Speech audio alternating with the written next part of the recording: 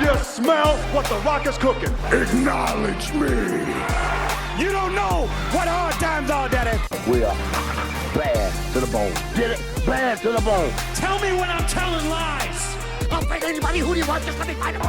Let me tell you something, Jim Ross. Mega power, yeah. We coming for you. We are the best of the best. Woo! Wheeling, dealing. Smart marks. And that's the bottom line, cause Stone Cold said so. Welcome to Talk 'em in the Building, a pro wrestling podcast where we focus on the promo. Thank you for joining us today. My name is Adalid. I'm here joined by my compatriots, my compadres, my pro wrestling aficionados. We got Adrian, we got Greg, and today we're just gonna dive right into it and take a look back. Take a look back at a far gone era. It seems like we're going almost on 5 years. It feels like something that transformed the world, but also had to make wrestling companies pivot, and that is the pandemic. So tonight we're going to be looking at these pandemic promos, and in some cases they really made talent rise, to the top, and really had to dig deep in terms of developing a character in front of no audience, or in this case, in some cases, an audience of screens. I'm going to come back to you guys here, but how we doing, fellas? Adrian, how you living? How you feeling today? Feeling good, feeling great, man. Shout out to the listeners. Thank you all for giving us a shot again, as always.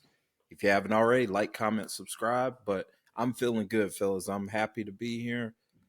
Happy New Year to y'all. Happy New Year to the listeners. Let's get it. Greg, I'm going to come over to you. How you feeling? I'm feeling good as well. I kind of switched it up today. I went Alani Cherry Slush today. I'm not on the Prime bus today. I'm not on the Prime bus, but I've got an energy drink, which means we finna bring some heat today. But yes, same thing. Happy New Year to everybody, and I'm ready to get this thing rolling. And Happy New Year, yes. Actually, echoing the Happy New Year to the listeners. And if you're here joining us for the first time, take the ride with us. It's a conversation. It's an analysis, but it really is just a good time. We look back at the promo. We pontificate upon the promo. We overanalyze the promo a little bit sometimes, but that's a good thing because you're in for the ride and you're going to have a good time with us here. And as always, if you have any comments, any ideas, put them in the comments, tag us, whatever you need to do to get our attention. We love the engagement. We love having a back and forth with the listeners and building this community here that we call Talk 'em in the Building. So we're thinking back, we're coming up on 5 years effectively of what doesn't feel like 5 years ultimately of a pandemic era. And I can remember really clearly it being March and there still being crowds. And I mean, from a personal point of view, even having tickets to go to theme parks, even, and things just very quickly happening, right? Just at a drop of a dime from 1 week to the next, just the world changes. How did you guys experience it from the pro wrestling perspective, from the fan side? Kind of what were your expectations going in to not knowing whether it was going to last 2 weeks, 2 months, 2 years, or indefinitely for that matter? Kind of what were your thoughts? Frame it purely as a pro wrestling fan looking at a product. And Greg, I'm going to come over to you first. Kind of thinking about that, maybe thinking about it from the perspective of how did you think companies were going to adapt, if they were going to adapt at all? Well, I mean, in the beginning, we just didn't know, right? We didn't know how long it was going to last. At the time, my full-time position, I was traveling a lot. I was actually going to India. So when we all shut down, I was sitting in Hyderabad. So I'm coming home. I'm thinking it's going to be 2 weeks. I've got tickets to WrestleMania in Tampa. Mm-hmm. I've got WrestleCon tickets. I've got NXT tickets. Dude, I had everything. And I was so mad when they canceled WrestleMania. I'm not going to lie. I was like, what? Wait, what? No, we can still go. I'm like, I'll wear a mask, whatever we got to do. So at that moment when all that happened, nothing else was on my brain except festivity of the fact I couldn't go to WrestleMania. I'm not going to lie. And I was just so hurt because, we just didn't know the scope of what was happening. Right. And, it was just weird. And then watching it, and then once we got into it, I didn't know how anybody was going to adapt to it. I just had no clue. I just didn't know. I mean, just unsure. Yeah. And I didn't think about how you would have had WrestleMania tickets by then. That Oh, and absolutely I'm makes sorry. One sense. other thing I had was Crockett Cup tickets for NWA. So that was going Do to be here remember at this that? new Yep. arena downtown Mm-hmm. Mm, near the airport in Atlanta. Um, it was almost sold out. Like that was when Mm-hmm. NWA Power yeah. was on fire. Mm-hmm. Like if Yeah. you gotta remember at that Yeah. point, it was boom, Great boom, show. boom. They were hitting, and they almost had that place sold out. And Wow. yeah, Mm-hmm. so beyond WrestleMania, I was hot about the fact I couldn't go to my NWA show. All right. Spoken like a true wrestling fan because we'll go anywhere. Adrian, how did you kind of take that initial shock after the initial shock wear it off, I guess? Well, when the news came out about what happened eventually, um, there was a lot of doubt around when it comes to Mm-hmm. just the public overall. Um, myself included, I really did think it was going to be okay. It's 2 weeks of everyone sitting down for a little bit, Mm-hmm. and then everything's back to normal. And that Yeah. wasn't the case. Around that time, as a wrestling fan, this is the beginnings of AEW. Like Mm-hmm. this is the Mm-hmm. beginnings of that. So this was one of those things where, like Greg mentioned, NWA Power was on fire at that point where we were all locked in weekly Yep. to this. Same thing for AEW and WWE. But, of course, me as a fan, I really did think, okay, WWE is going to figure it out because Vince isn't shutting down anything. Mm-hmm. And sure enough, he definitely proved me right on that. My concern was really for AEW. You're a new company. Yeah. You haven't quite established yourself, even though you got a good amount of support from us fans who wanted something different. My As a wrestling fan, I was more so concerned for those smaller companies. I was concerned for TNA Impact. How are they going to how is this going to factor with them? ROH. I was a big ROH guy. Mm-hmm. I was worried for all of those companies. MLW, hell, I was watching MLW also. I was worried for all of them because I knew they didn't quite have that backing as what WWE has. Mm-hmm. Thank goodness a good amount of those guys survived and they made the pivot. It took some longer than others, but they made it work and they figured out a way to at least keep some of us engaged. Yeah. And I think that last piece you mentioned was so key because it positioned companies in a way of using online and YouTube and social media in ways they probably never imagined they had to, right? We Yep. were living through clips, we were living through television, right? There was, like, to Greg's point, is like there was no live events, there was no, and even if they were weird, they Right. were awkward, in some ways they were unmanageable because of just the crowds and what was happening at the time.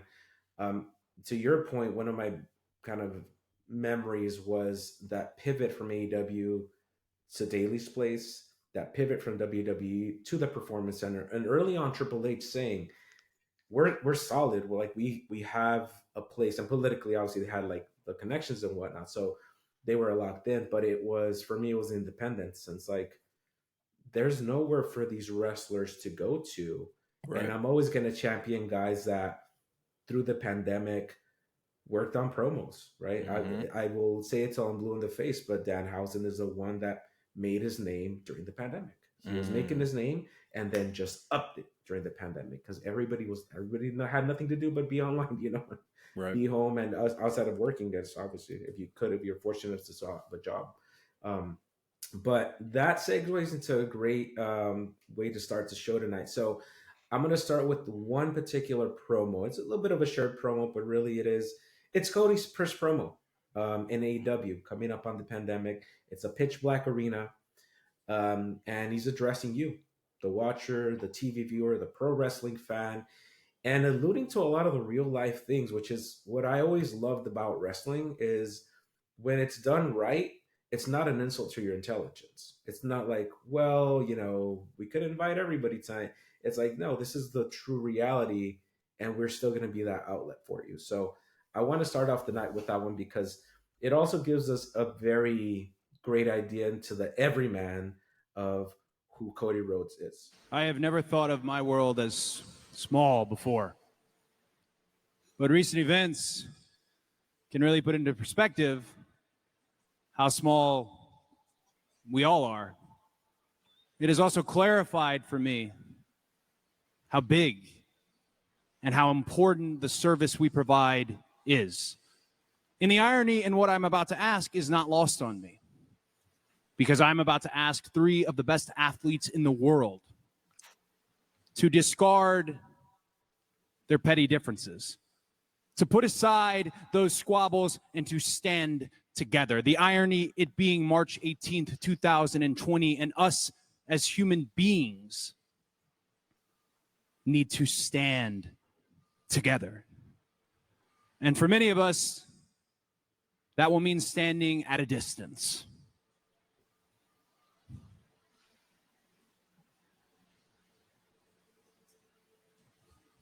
We have to be informed, and we have to be held responsible by health and science, but there is a profound difference in that versus living in a prison of fear. And I refuse to live in fear because that's not living at all. And I don't know about you watching at home. I feel alive, and I hope you feel alive.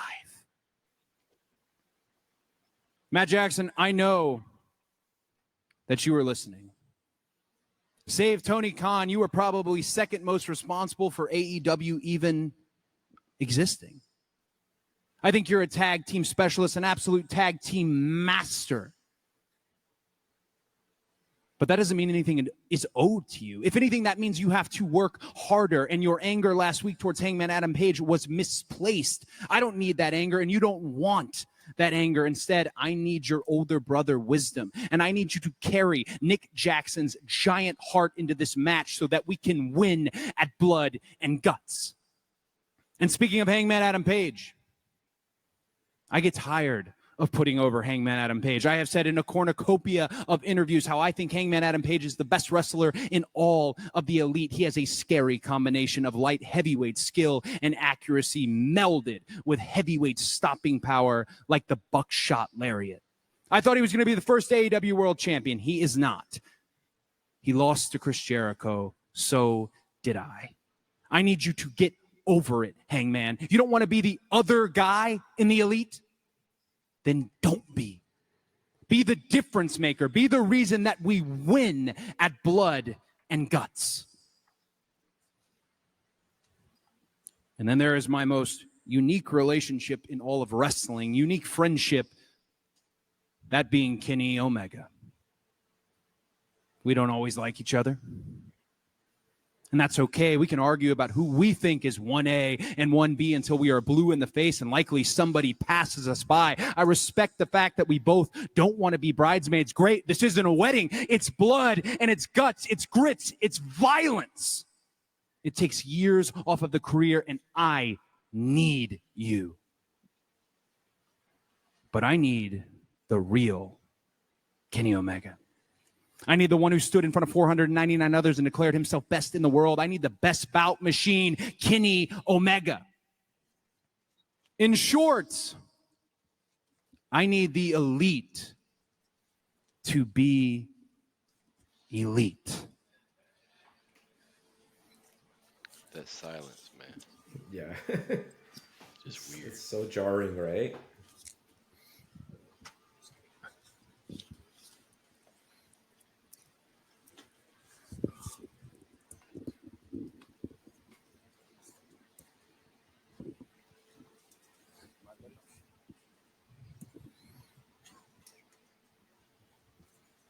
You know, normally when you'd have a microphone, you'd be speaking in front of an arena full of people, but here we are. Just friends talking to friends. You know, we haven't really seen eye to eye, Cody. There are times when we've been at each other's throats. But here we are. The entire world is falling apart around us. Everything that we've built up could fall apart as of next week. We don't know if we'll even have a Dynamite by next week. But if it's up to me, I want to go out the way that we came in. And that's as the Elite. Cody, I love the whole call to the action for the Elite. And Kenny, everything you're saying, you're not wrong, man. Like, but you look in this ring and it's just the three of us. I mean, we saw what happened to my brother Nick last week. We saw what Inner Circle did to Nick. He couldn't even get on an airplane. He's out indefinitely. And again, it's just the three of us. Where's Hangman Adam Page?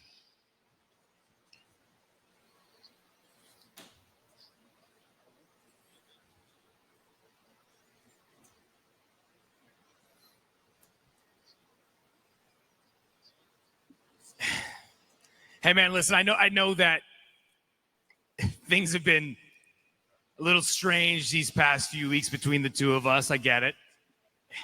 And I'm not saying that we can fix this tonight or even in a couple of weeks. It's probably not going to happen. But I'm asking you as a man, we're asking you, we got to know. Tonight, and at Blood and Guts, will you stand with us?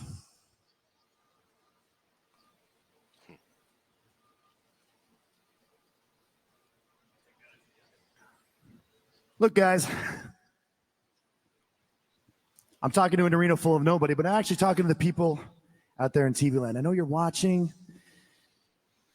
and it's hard to feel your energy, but we know you're out there, and we all mean the best of things for each and every one of you out in the world. So, guys, all we can do is our best. All we can do is give you guys the best show that we know we can give. The world goes on. Everybody needs entertainment. Everybody needs some positivity. So all we can do is give you guys the best possible show that we can give, that the Elite can give, that everyone in all Elite wrestling can give. So God damn it, hit the lights, hit the pyro. Adrian, I really want to hear your thoughts because you just spoke on kind of your worries about these companies, and you see it some of it expressed here. Kind of what's your thoughts going into hearing, everybody kind of chime in on this really interesting time?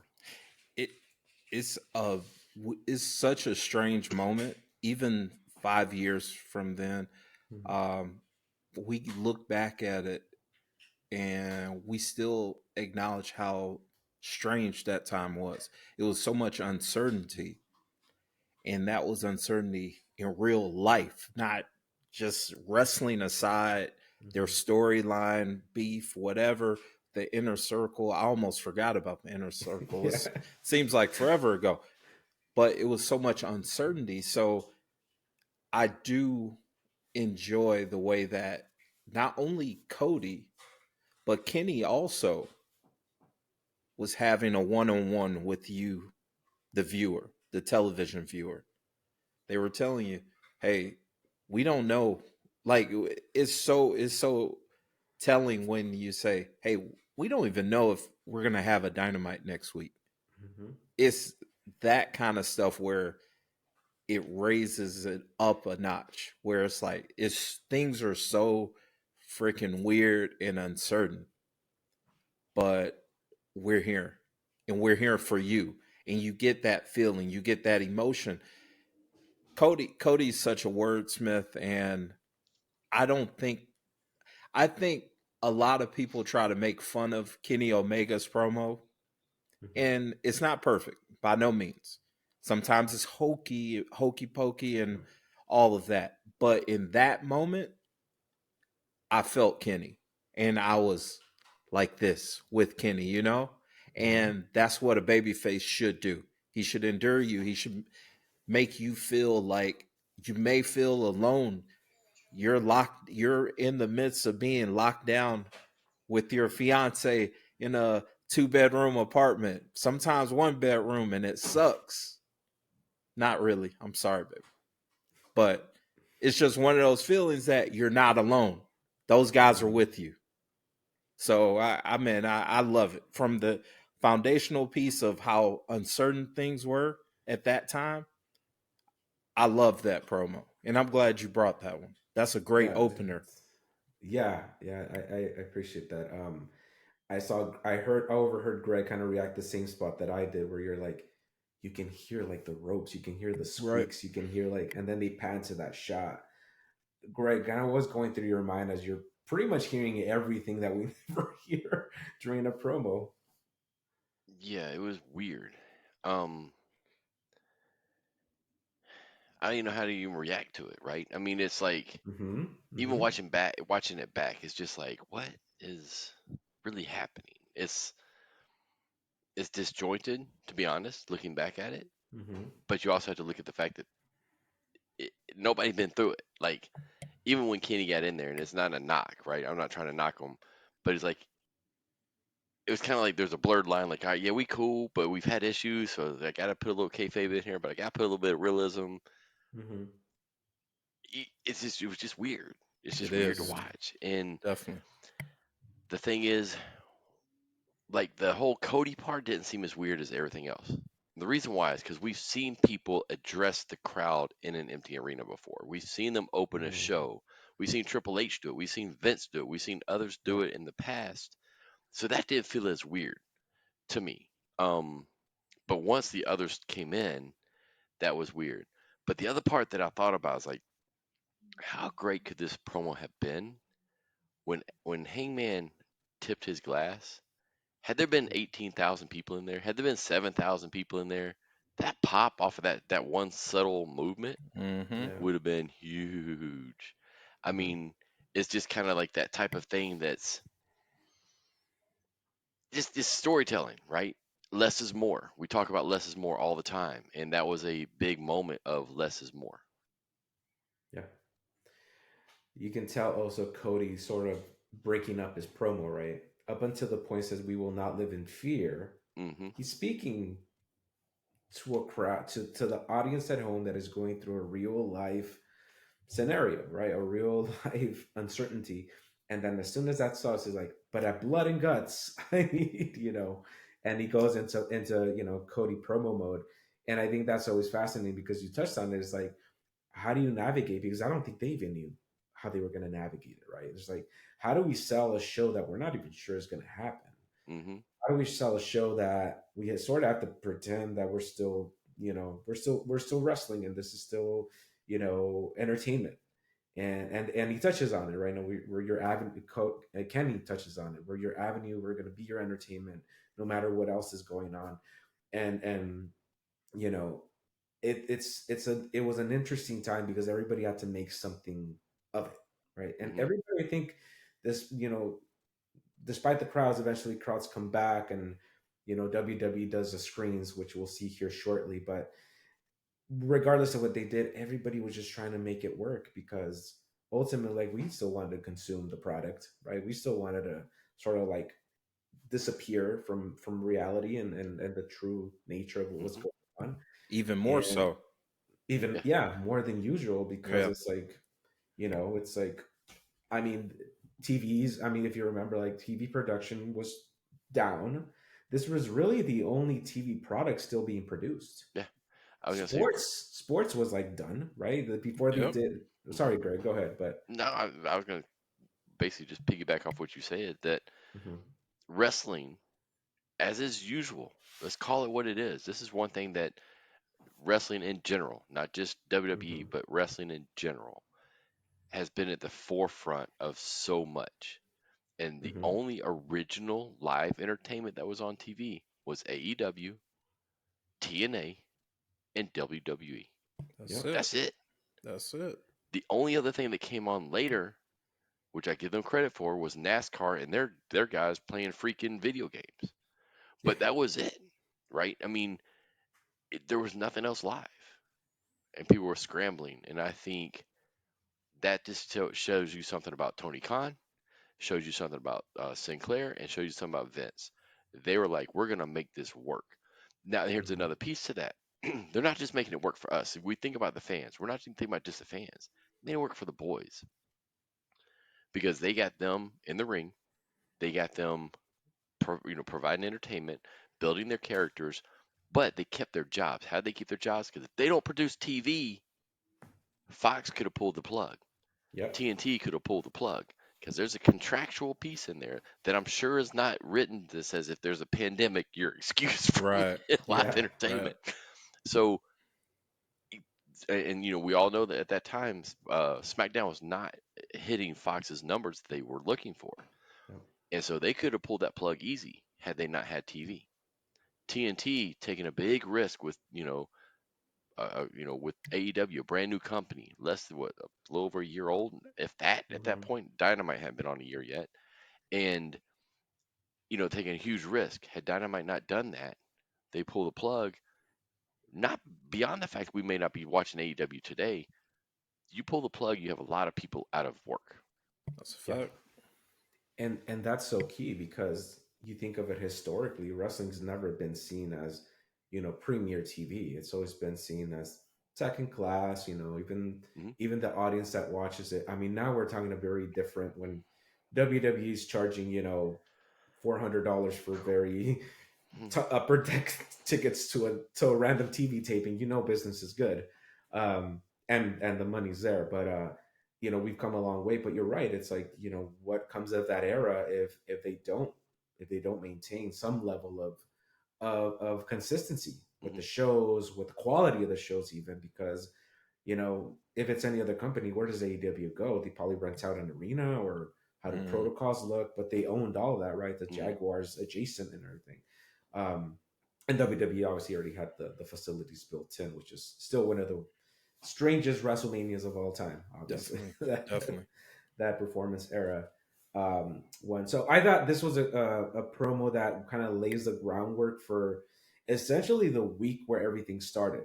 I remember Triple H did a similar one, like you said, Greg, where it's like it's lights out and he addresses the situation, but then they just hit the ball and they get the ball going and it's like any other show for the most part.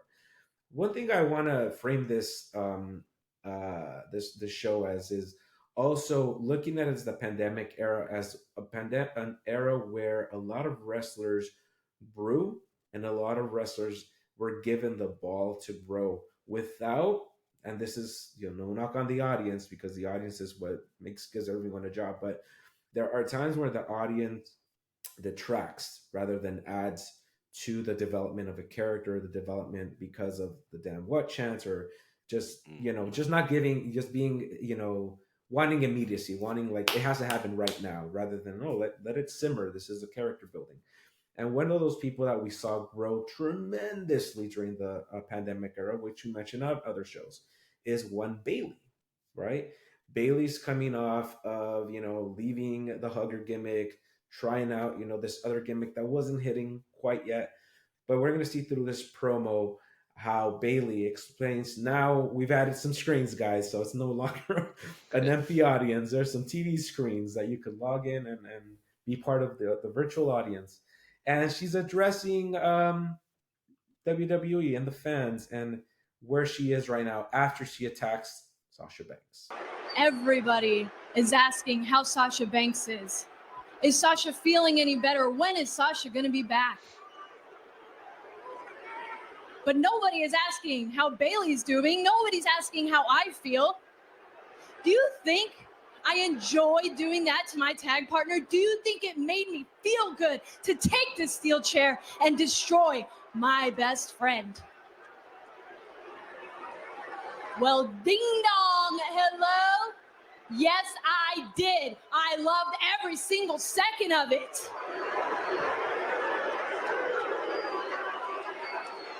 And now you brought me out here because everybody wants some answers, huh? Michael Cole wants to know why I did what I did, don't you, Michael, huh? You guys want answers? Well, actually, I'm full of questions right now. So, Sasha, I know that you're watching. Do you think I'm some sort of idiot? Do you think that I'm so naive after all these years? I didn't know what you were thinking all along? Seriously, after everything that we've been through, who knows you better than me? Nobody. You were waiting for the right time to strike. You kept me close. In my first break in WWE, you brought me in as your tag team partner just to keep me close enough, huh? When I had my first Raw Women's Championship match, you made sure to be right there and be a part of it because you needed me close. You followed me this year to Friday Night SmackDown, and when you saw me at the top of my game, you needed to become 2 Belt Banks, didn't you? You pretended to be my best friend, but all along you were using me. And do you know how I know that? Because I was using you. I never cared about you, and I damn sure didn't care about our friendship. I used you every single step of the way. And thanks to you, I became 2 Belts Banks, huh? 2 Belts Bayley Dose Strap, the first ever Grand Slam Women's Champion. And thanks to you, I am the longest reigning SmackDown Women's Champion. But after last week, you are completely useless to me. So that is Bayley, one of many promos that Bayley cut during the pandemic, and they only got better from there. I mean, we're talking September here, right? We took you from March, now we're in September, and just talk a little bit about Greg. I'm going to come to you next. Greg, talk a little bit about how you saw Bayley develop, and maybe using this promo as a jumping off point here. Yeah, I think one of the things about Bayley as the hugger, it wasn't connecting with the main roster crowd for whatever reason. Nothing like it did at NXT. And they tried, but it always felt like she was missing something. Like she was missing her edge. It's almost like she was comfortable in the studio environment. And then she got out there with the 18,000. It became different. So if you watch that promo, you see her confidence starting to grow. And if you think about during that time frame, her confidence grew and grew and grew because there isn't that pressure of the live crowd. There's the pressure of the live if we were actually live at times. You know, there's some things that were pre-taped during that time frame, but the fact that she was able to kind of grow without that crowd, without the what chance, has she turned heel, cut that same type of promo in front of a crowd, there's no doubt in my mind they're going what. Yeah. And I think she would have been shaken. But I think ruined it. Yeah, and I think the crowd would have ruined it. It would have hurt her. At the time, I don't think we would have had the powers that be having the patience with her. Right. And I think this was an indication of her growing. You can see she kind of got distracted when she talked about Michael Cole. Kind of got that distraction. She kind of tried to bring him in a few different times with different stuff. You can see she fumbled her words a few times, which I'm cool with. I mean, that's just how you talk, right? But I think that the live crowd would have eaten her up with that. With this case, she was able to just keep on going. And I think it'd be interesting to see her maybe a few different promos during the same time frame and see how she, I think, went on that trajectory to where she's at today. Where today she gets out there and people love her and she does really good promos. Enough that they trust her to be part of a faction, right, and lead a faction every now and again too, which is huge, right? You giving the ball like that. Adrian, how did you kind of experience that shift here during the pandemic with Bayley, specifically maybe looking at this promo that's early on? Well, I love the fact that she was challenged. This is a perfect example of someone who was challenged within this era to actually build a new character. And, when it comes to those crowds, sometimes that's a crutch, but also, like you all said, there's something that can get in the way and derail some stuff really quickly. And we've seen that recently with a couple gimmicks or here or there with wrestling fans. They reject it and they just pretty much ruin what could possibly be pretty cool. But it's wrestling fans. When it comes to Bayley, I really do love looking back at the difference between the hugger and the ding dong Bayley. Like I just love it. Going from the haircut, the visuals of how she presented herself. And of course, it seems like she was enjoying it a lot, because when it came to her interactions with Michael Cole, that was fun. That was fun, and you could tell that she enjoyed either messing with him or he was really into it. He was like, "Hey, I'll help get this gimmick over by showing how much I have disdain for this character." Like, they work together, and that's a good thing when you can utilize someone who's been in that company for that much time. And the thing with Michael Cole, he's the voice to the viewer of the television. He's the narrator. So, of course, you want him on your side in the sense of getting you over as oh man, she's awful. I hate listening to her. Like, I want to hear that all day. If I'm cutting a promo, if I'm a heel, I want him completely crapping on me, talking about how despicable I am and all of that, because that's ultimately getting you over. This is a narrative. He's driving the narrative. So I do enjoy the difference in the character. Honestly, I kind of miss this version of Bayley, because I think the current version of Bayley is kind of lacking in certain spots of personality or edge. I don't know what it is, but it kind of seems like she's phoned in. I know we're not focusing on what's currently happening in wrestling, but that's honestly my feeling about Bayley. I don't know if she's phoning it in for contract time to go elsewhere. I don't know what it is. I don't know if she's just missing working with Sasha. Maybe I don't know. What do y'all think? Hang out a lot. I mean, you're not off, but there is somewhat of a kind of a, like, the edge is off. I think you kind of pinpointed it more than anything, because when I see this version of Bayley, there's still a chip on her shoulder. Yeah, she's heel now. She's a bad guy, but she's still trying to prove herself, right? She's still trying to prove, like, hey, that version or whatever you thought of me in the past, that ain't it. And then when she did the new haircut, which I think at some point she might have said it was like the Karen haircut. She did on for sure. Oh, it worked. It's like the Dom mustache. It's like, that's what first thing my wife says, like, that mustache is still terrible. I'm like, that's great. That's exactly what it should be. You should hate him because of just looking at him. But yeah, to your point, I think there's always that talk online where you say, oh, she could have been the next Cena, right, with the merchandising and the never going heel. But I don't think that was it. I think that had a shelf life, to the point that again, the live audience will begin to poo-poo on it, because they're like, well, no, that's we want edgy heels or edgy faces. We don't want a purebred babyface, because let's not forget, now we look at with Cena's last year coming up upon us. Let's be real, Cena was not liked for a good portion of that by, like, the hardcore fans, right? But Greg, I'm gonna let you answer the same question that Adrian had for you in terms of Bayley here. Well, I think the other thing about Bayley, think about the time that she came up from NXT. I don't think they did a good job transitioning the stars. Now, some people will debate. We had Becky, and you had Charlotte, and you had who else came up at that same time?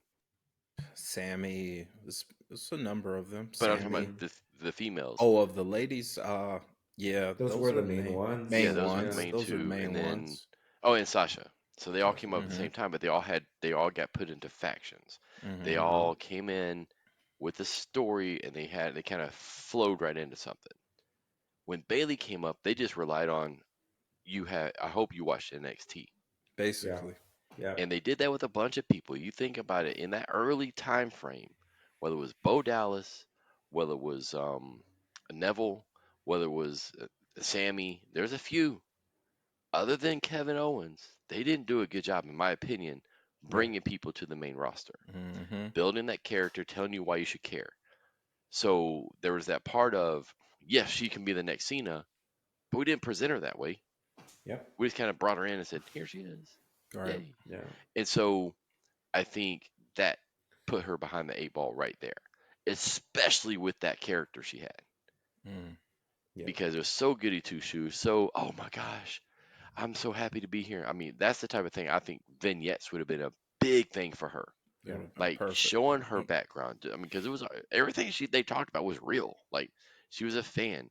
Showing those things is going, oh my God, I'm going to get on the main roster. I'm going to get to meet John Yeah. Cena. I'm going to get to meet The Undertaker or whatever it may be, because I think that would have made that connection. But when they didn't do that and they tried it, and then she came transitioned into this, it was such a departure from what we had seen. That's what I liked about it. It was that edge. And it took her a couple years, because if you really think about her turning good, if more of the crowd started turning her more so than her turning. Yeah, for sure. Because even with her in Damage Control, it was kind of like, nope, we respect you now. You've earned our respect. We're behind you now. And I think this pandemic piece is really what helped set her on that trajectory. Yeah. You mentioned two things. You mentioned this piece about NXT, and this is a conversation we'll come back to plenty of times. But that transition from NXT to WWE during the Vince era, still, right? Now, forget it. Now it's like NXT's like cooking on all levels, and it's so interchangeable, But who are the two people that stand out to me under that criteria that came in, were seen as a big deal, sold as a big deal? Kevin Owens is one, because who does he go after? Your stalwart, John Cena, right? Puts him, destroys him. I mean, you didn't have to know who this guy was. All you know is like, this guy's business, right? This guy means business. And the other one later is Paige. Paige comes in, wins the championship over Sasha Banks on the first night back. If that doesn't sell you on it, was it AJ? AJ, sorry. Yeah. Not Sasha Banks, AJ, yeah. And AJ is already like kind of, she's an elder statesman of the business of the women's division, right? I mean, this again, she's in the era where, we still have the Laurinaitis scouting era, for lack of a better, and shout out to anybody that made it through the era, because he still worked hard and we're trying to make the best of it, But those are the two that stand out to me that were seen as stars from the beginning. All the others are like, they're brought in as a big deal initially. Even a Balor, who had that unfortunate, injury right off the top, but it's challenging when you're not seen that way. No, for sure. But I think there were two different audiences. Yeah. I mean, at the end of the day, it's if I were to compare it to today, it would be like bringing Hangman to WWE without anything. And I don't mean that in any knock. AEW has a certain audience. WWE has a certain audience. Yes, there's crossover, but there's a lot more people from AEW watching WWE than there are WWE watching AEW. And I think because you have that more hardcore fan, that's what you had in NXT, especially at that time. You had that alternative group. You had that group that was like, man, this is so awesome. And today's NXT is a little different. They started truly making it more developmental and preparing you for that. And they haven't all translated to now either. I don't think they do a wonderful job. That's the one thing I would be critical of, is that I don't think they do a great job of transitioning people from NXT over. But if you go back to that time frame, you just had a different audience. It is what it is. And it's not a knock on anybody. It's like right now, if somebody jumps from WWE to AEW, there's much bigger reaction, unless it's a CM Punk or a Cody. That's a different level. But if you take one of those, higher mid-carders, either way, you're going to get a bigger pop at AEW, because it's like, oh my gosh, we all know who that is. But the WWE audience doesn't all know who AEW stars are. And that's not a knock on anybody. It's just it's back in the day, it was WCW, was the same way. When guys came to WCW from WWE, it was like, wow, Barbarian showed up, or whoa, oh my gosh, this person showed up, and they were a bigger star than they ever were in WWE. But vice versa, they had to build them. I'll push back on that though, because I consider what you're saying, and I do agree that the audience, the crossover or the overlap of the audience isn't the same, right? But I'll push back on it with some examples because WWE can make whoever they want a star, right? We just mentioned presentation with Kevin Owens. We just mentioned presentation with Paige, which now we know Rock had a big hand in, right? And was kind of angling that to, or I don't know if it happened after the fact, but anyway, she was like the darling, right? She was like seen as the next big thing.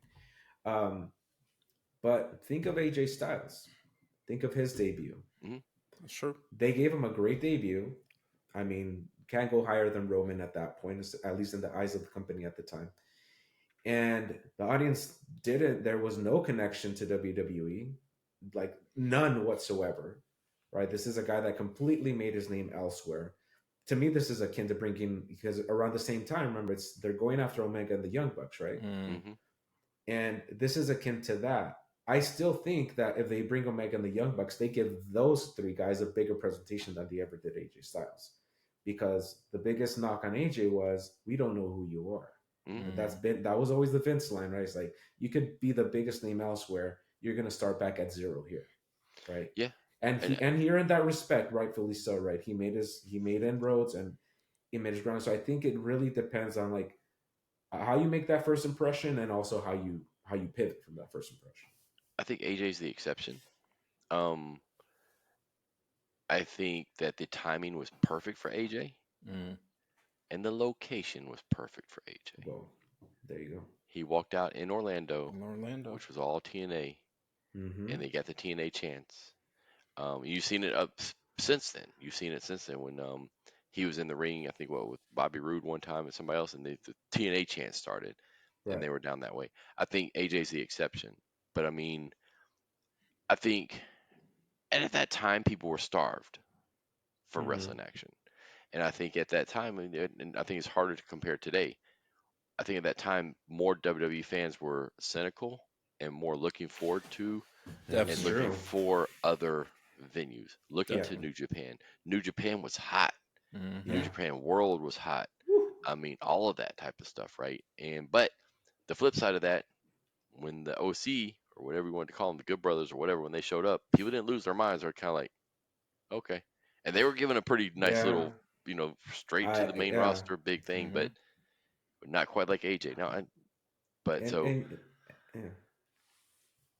No, you're absolutely right. It's funny because you mentioned that, and I was there at that show when they debuted, and they're like, this is Bullet Club, but it's not Bullet Club because we can call them Bullet Club.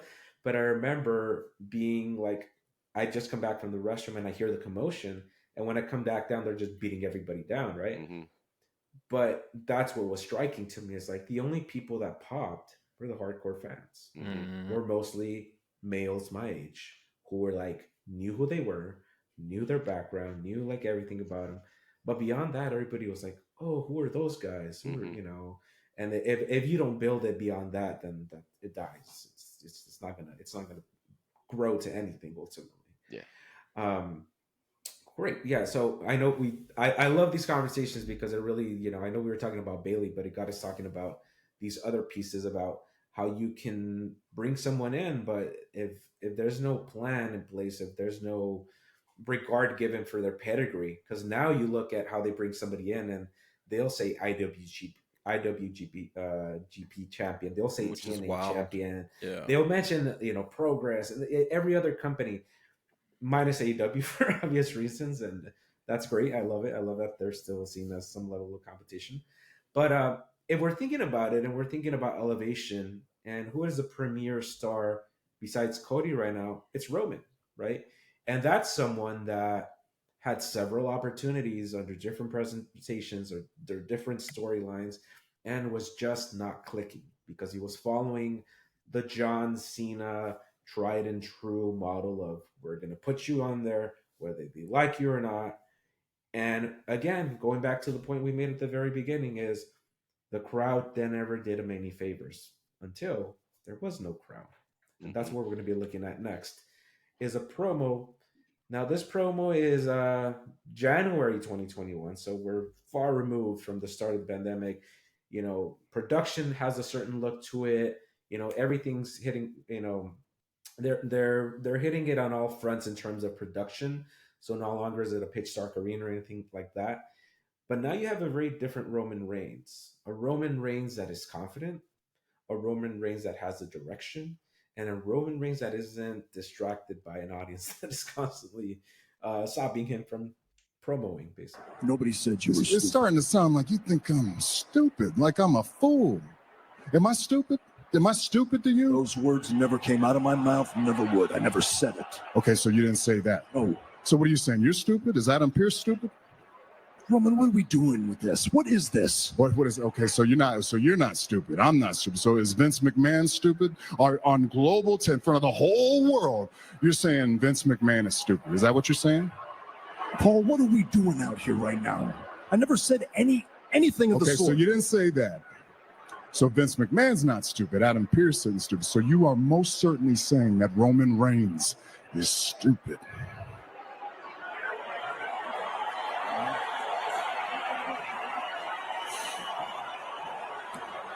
And that's where the problem lies, because if you think I'm stupid, that means you're insulting me. And if you're insulting me, that means you don't respect me. And if you don't respect me, then you don't respect my family.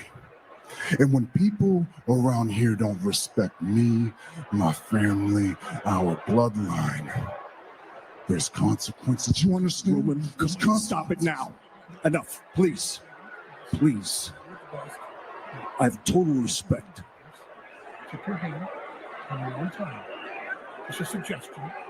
Just a suggestion. Just my counsel. Please. Consider.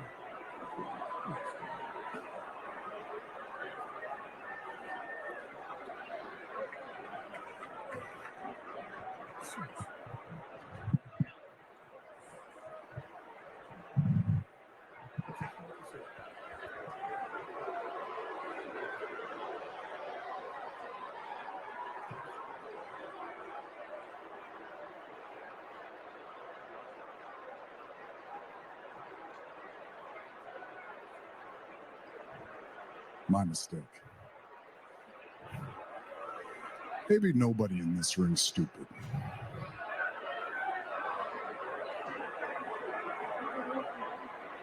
And maybe right now,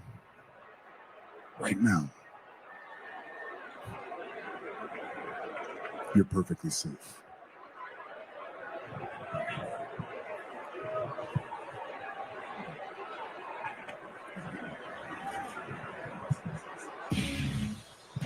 Adrian, what are your thoughts on a sniveling Paul Heyman giving counsel to Roman Reigns? Yeah, that's He's about to beat down Bad Beers.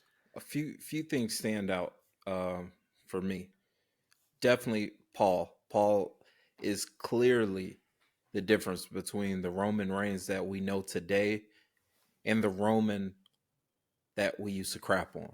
At least a majority of us, not Greg, but a majority of us. A majority of us hated that Roman Reigns character. Insert Paul Heyman, and things change. And I love it. I love it. Another thing that is just sparked through that promo, Paul was talking. You could hear Paul in the background a bit because of that mic. And that was one of those very interesting things that we very rarely got a chance to appreciate prior to shutdowns and all this stuff, because the crowd is so loud. This is yet another reason why, even though not having crowds was weird, it enhanced a lot of side interactions. It enhanced character development. Last thing, involving the character development, I don't know if Roman did more of this. I kind of feel like he did during those matches during that era. Notice Roman used to talk to his opponent, and it was a lot more of a focus of him telling them basically the story of, no, you're not going to beat me because of this, or this is about my family, and you're seeing it got to the point where production would zoom in on Roman talking to his opponent. There was no mic around, but you could still kind of hear what he was saying.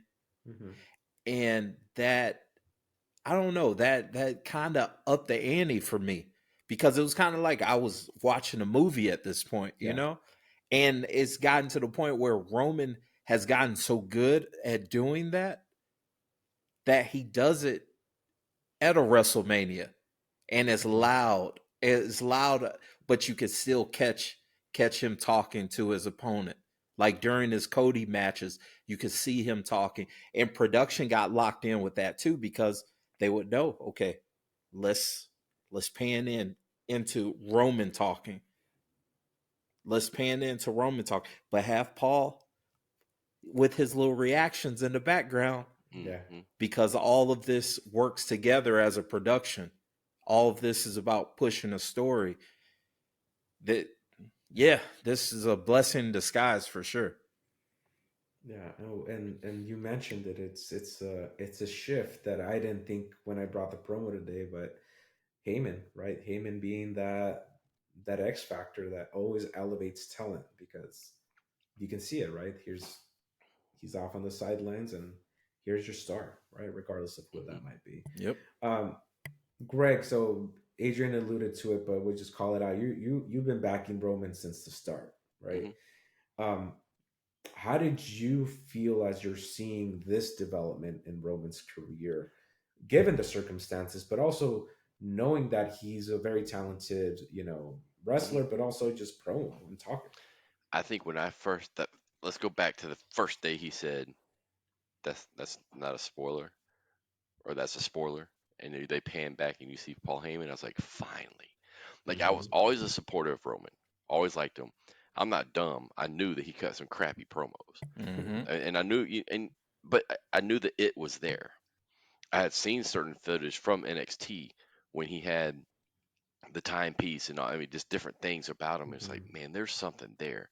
And I felt like he was the next coming of the Rock. And what I mean by that is, at some point when they take the cuffs off, they take the gloves, like, go for it and let him be him. This is what we were going to get. I didn't think we were going to get it to the level we got it. Right. But so watching that just then, you start to see it's really starting to click. He's not 100% comfortable, right? But it's starting to click big time. And like you guys talked about, like, you see it's focused in on Roman's face, but you can see kind of blurred Paul in the background with just facials, and that's helping Roman. That's helping put it over. Even down to the little things that Paul said. It's just a suggestion. Right. Like, you could tell that fear is going to be there, unlike what he had with Brock. But you start to see people were invested in Roman, and I felt like Roman at some point said, "You know what? I am that dude." And it finally clicked in his head that I truly am that dude. I'm talking real life. I'm that guy, and they need me. And if you hear certain things that he said, he told them point blank, "I'm ready to walk away. I didn't care. I want Paul, and I want to turn. And if you say no, I'm not coming back." And he's known Paul since he was a kid. I mean, there are a lot, and I'm surprised they haven't touched into that the most, because even Paul got into the business through the Samoans. Right. So yeah. Paul groomed him, but don't sleep on what Adam Pearce did in that. Adam Pearce was phenomenal in that role. He fed him a little bit. He put him over. No, I'm not saying that at all. I mean, the little things he was doing really helps elevate. So I think Roman catching his groove, and then he had a surrounding cast, a supporting cast that said, "You know what? We're going to lift this dude up." And I do not believe that happens if we have 18,000 people in there. Oh, I don't think he gets the chance, not at all, and the ability to experiment, the patience, and to do the things he did if we have it Monday night every week in front of a crowd. Right. I mean, there's so much stuff, and don't sleep on what Jey Uso did for him. Yeah. Don't sleep on what KO did for him. They all knew that's our bread and butter. That's our new Cena, the guy who's going to carry our company. And I think that they all realize we're going to lift this dude up. But without him embracing it, and I think the pandemic did a lot for him, just like we talked about with Bayley, did a lot for both of them to elevate their stars to the next level. Definitely. And again, it's a captive TV audience, right? That is experiencing this, is going with it, because you don't have the, you know, the fuzz and of the distractions of an audience. It's like purely character driven. I almost brought a Jay Roman promo that was intense, and it really made me, wow, Jay like had it. Like they could have put him, you know, co-main eventing like then, and it probably would have worked. But shout out Adam Pearce too, because you mentioned that he got all the nuances. And this is a guy that, you know, I used to see here in LA through Championship Wrestling when he was doing NWA.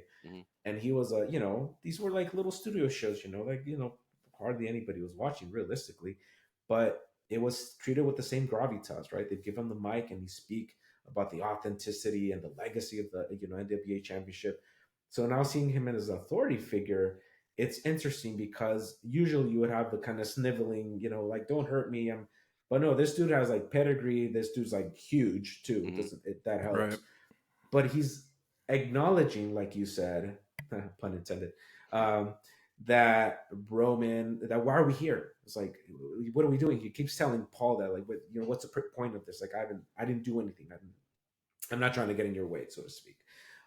So I think that's pretty cool, because it planted so many seeds down the line that now we sort of take for granted, including Roman's rise. But, you know, Paul being an instrumental part, Jay being an instrumental part in that development, and him creating his own persona ultimately, right? Which I absolutely did not see coming for no reason. I think one thing about the couple of the promos you brought, creative really stepped up. And that includes AEW across the board. They had to become, no pun intended, creative. They had to not rely on the old school booking styles. They had to rely on more storytelling. And I think AEW did a good job with it. I mean, the best they could with Matt Hardy coming over and Brody coming over and all those different things. Yeah. The best they could with what they had. And I think you saw it with Roman, especially. The storytelling of what's going on today with the bloodline started there. Yeah. And absolutely. That's why I say you had to go back to Jay. But you touched on, you know, Adam Pearce wasn't that. I'm the authority figure, but don't you're not going to intimidate me. He didn't get intimidated. They acknowledged during that time frame, if you remember, they acknowledged he was a wrestler. They teased a match with him and Roman. I mean, all these different things that was totally against what Vince had ever done. Vince had a formula and he followed it, unless it was him as the authority figure. Every other authority figure backed down. And they went against the grain. They tried so many different things. So I think while we don't look back at this time frame as something, you know, must watch to go back and see, we kind of put it out. I'm not sure where we are right now without that time frame. Yeah. And I think it is slept on from a story perspective, from an experimentation perspective, and an influence perspective, behind the scenes more so than in front of the camera. Yeah, that's, you know, they do those 24/7s. I would love to see one for the pandemic era. Just both sides at every company, honestly. But and Triple H, if you're listening, because I know you are, I need a Nick Aldis, Adam Pearce championship match. NWA, go talk to Billy Corgan, make it happen. Anyway, that's a pipe dream at this point. But I don't know.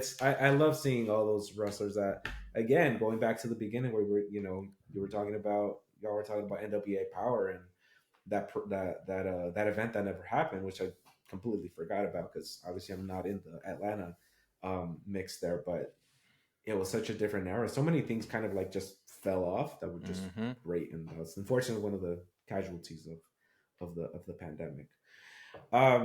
Great conversation, fellas.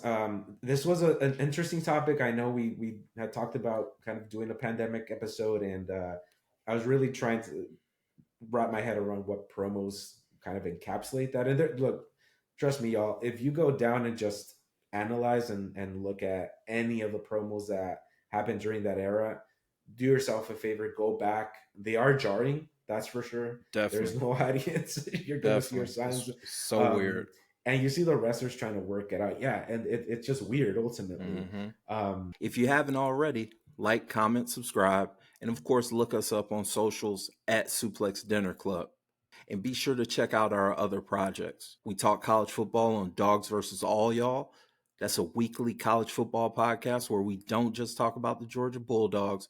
We talk about all things college football. The Life and Times Pod, which is short for the Life and Times of a Restaurant Lifer podcast, where I have some chill conversations with some cool and interesting people that I've met in my years in the hospitality industry. And of course, check out Talk 'em in the Building. That's a pro wrestling podcast where we solely focus on the promo. We talk about the talkers, we hype the hype man, and we pontificate on the promo. It's a fun project, and if you're a pro wrestling fan, I'm sure you're going to enjoy it. If you're into TV and movie reviews, check out Four Corners Cinema with Ari and Adrian, a podcast where two lifelong pro wrestling fans review film and other forms of media that just so happen to have some of our favorite pro wrestlers. The Suplex Dinner Club family is growing, and I would love for you to be a part of it. Yeah, so do yourself a favor and go back there and take a look at those pandemic promos, because there's some gems in there. There's a lot that we didn't look at tonight, but like I said, there's a couple of J promos in there. There's a ton of AEW promos with the Elite and even, Orange Cassidy and Jericho, and there's just tons and tons and tons that are real forgotten gems if you think about it nowadays. But I do want to close this out just with one little piece, because I'm always championing this guy, and this is the reason why I champion him. It's Danhausen, and I'm gonna leave you here with a little clip. It's not anything we're gonna overanalyze. I just want to share with y'all, but I thought it was interesting because it kind of goes to show the Wild West era that was the pandemic, where a lot of rules were loosened in terms of where you could appear, where you could not, because these were just Skype and Zoom calls, realistically. And this is Danhausen having a little chat with Xavier Woods, actually. Nice. So he's going to show you a couple seconds of that here. Get Danhausen on the New Day. Danhausen's quite the Yes. Oh my God, I would love that. Oh, wow. Look at the hips. Do that. Yes, very good. You can get all of the motions down. You got it all. Bring out the burritos. You'll eat it. Danhausen will eat a bowl of burritos as we come to the ring. What? And I would totally paint my face. See, this needs to happen. It's a unity. Thanks you for the answer, even though you were on Danhausen's show. Yes. Well, I'm not on anybody else's show right now. This is the reason. All right, I'm gonna pause there. Keep going. Yeah, they get into it. It was so jarring because even on the bottom you see that it says on the screen, it actually doesn't say Xavier Woods. It says Austin Creed, which is always his like online persona, like doing video games or whatnot. But it was so weird to see that, and I'm like, oh my gosh, they're like, yeah, there's no rules right now. You can kind of do your own thing. Strange time, and it forced people to be uncomfortable creatively, utilizing Twitch, something like that. Prior to the pandemic, some of those guys were doing that. Of course, Austin was, any of the gamers, but you wound up creating a number of opportunities for a lot of those wrestlers to start gaming because, that was the wave. And that was also part of the reason why Vince had to be the bad guy and say, either you guys are going to stop this or you're going to do it through WWE. Right. And I definitely remember a lot of us being really upset about that. Yeah. But which is actually isn't that one of the reasons that Adam Cole ends up like not re-signing, right? Yeah. His gaming channel was that important to him, which is in And retrospect, you could say like, oh, that seems a little petty, but I'm like, no, if you look at the landscape now. That was revenue, man. Like Zelina. Yeah. Remember Zelina for a second? She was like That's right. contemplating, like, do I just leave WWE or do I, I think she wound up leaving Twitch for a second and then coming back. Yeah. Great. So pandemic, man, weird, strange opportunities created, opportunities taken advantage of. But to the audience, thank you for joining us today. If you have any pandemic memories, we talked about a few wrestlers: Cody, the Elite, Bayley. We talked about Roman Reigns and that development. Who are the standouts for you? Who are those kind of pandemic era moments that really stood out to you? Tell us in the comments. Hit us up online and all the socials. But for me, that's going to be it for tonight. And we look forward to never going through this again, so that we can just enjoy wrestling for what it is. Knock on wood, man. Knock on wood, yeah. Jeez. All right. This is Talking in the Building. And from Adrian, from Greg, this is Al Alid. Have a great one, and we'll see you next time.